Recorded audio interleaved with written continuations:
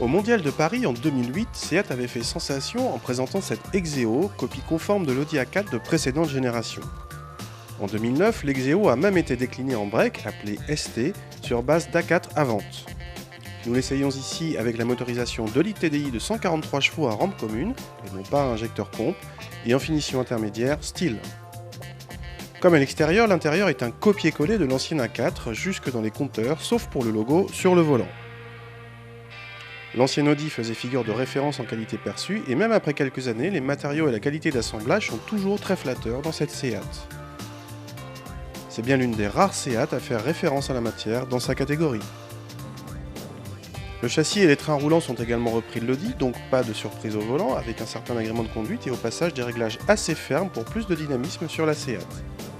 Il est même du progrès par rapport à l'Audi, puisque le moteur est à rampe commune et non pas injecteur pompe, et se montre donc discret et plus souple à bas régime. L'Audi A4 n'était pas une référence dans la catégorie pour son habitabilité aux places arrière, loin de là. Logiquement, l'Exeo reprend le même défaut et offre notamment peu de place aux jambes, malgré des sièges avant légèrement creusés. Malgré cela, pour des petits gabarits, la banquette est confortable, les vitres arrière électriques sont de série sur toutes les Exeo. Toujours dans la même logique, l'Exeo ST reprend un volume de chargement un peu limité pour un break de sa catégorie, avec 440 décimètres cubes.